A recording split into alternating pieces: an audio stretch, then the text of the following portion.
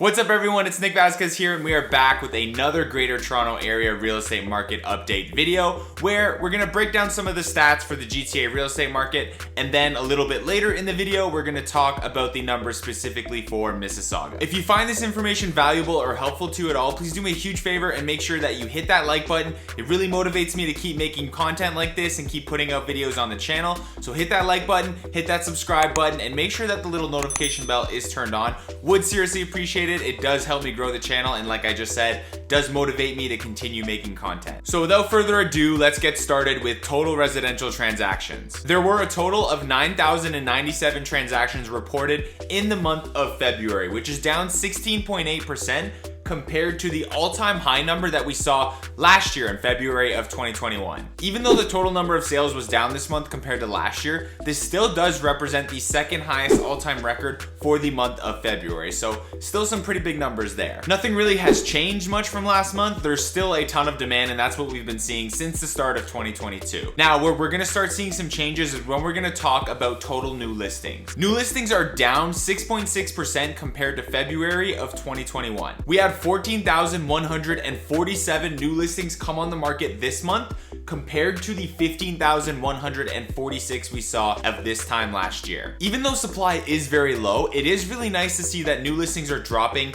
at a lesser annual rate than sales, which basically just means that we're kind of shifting into a slightly more balanced market. Now that shift is very small, but that shift is kind of happening. Is this a sign of things to come? The market is starting to shift and we are starting to see inventory increase, which is a really good thing. This is to be expected though, as we are approaching spring and more people just list their homes in the springtime. However, this is still a really good thing. I am going to talk a little more in a minute about what the shifting market is looking like, so stay tuned for that. Don't be fooled though, just because things are looking like they're moving to a more balanced market, any buyers in the market right now will tell you that they're not noticing anything because supply is still really low and competition is still really hot. An interesting thing to note though, relative to new listings, is that when we look at the condo market in Toronto specifically, new listings were actually up this year compared to February of 2021. So definitely some interesting changes there. However, something that hasn't changed is the growth of the average selling price. The average selling price for the GTA as a whole is now over $1.3 million.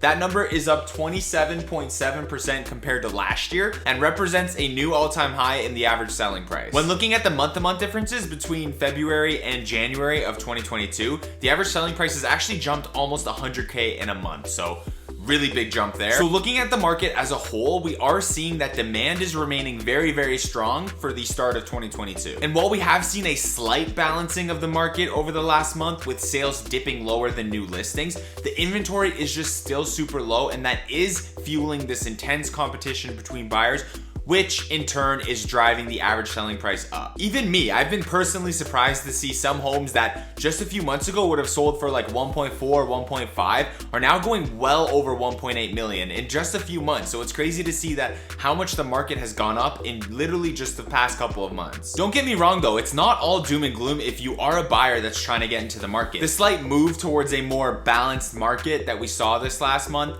is a good sign, and it's really just telling us that the market is starting to shift. Even though prices continue to get pushed higher and higher, we are starting to see homes that are getting less and less showings and less offers.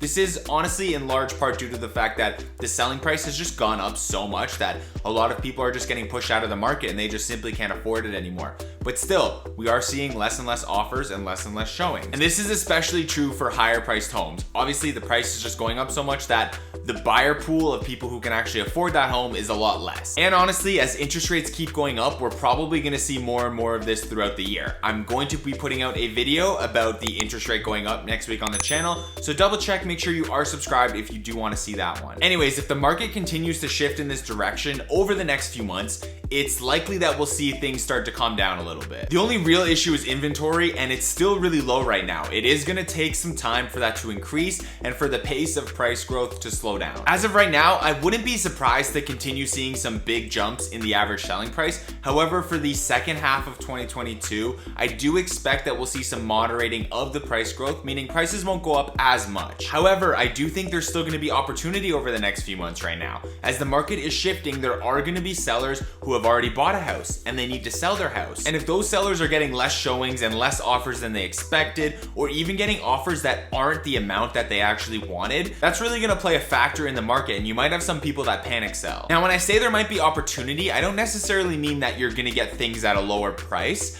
but there might be a good opportunity to get into a home without all the competition.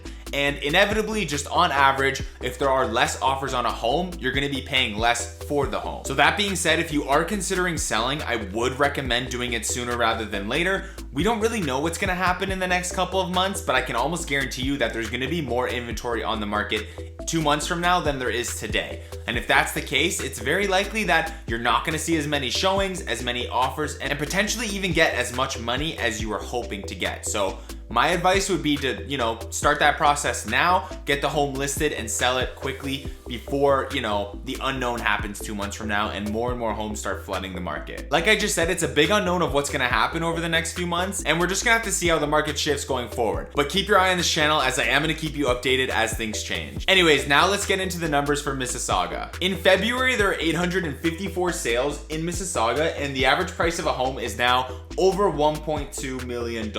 That number is 23.5% higher than last year and 6.2% higher than last month. The average price for a detached home is still over 1.9 million. This number is actually a little bit less than last month. We're about 40K less. A semi-detached will cost you over 1.3 million, which is about 55K more than last month. The average price for a townhome is almost at 1.3K, just a little bit under there. That number is up 75K from last month. The average price for a condo townhome will cost you just over $1 million.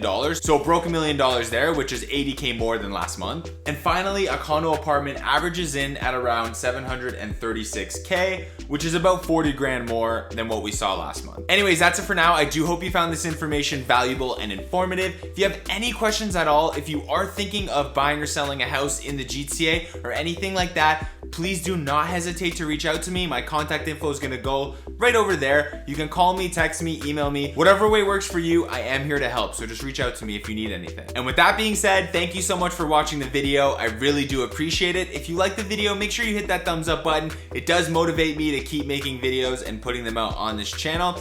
And like always, if you are not subscribed yet, please double check and make sure that you are subscribed, because we've got some great videos coming out. And that's it for me. So until next time, enjoy yourself and have a great week.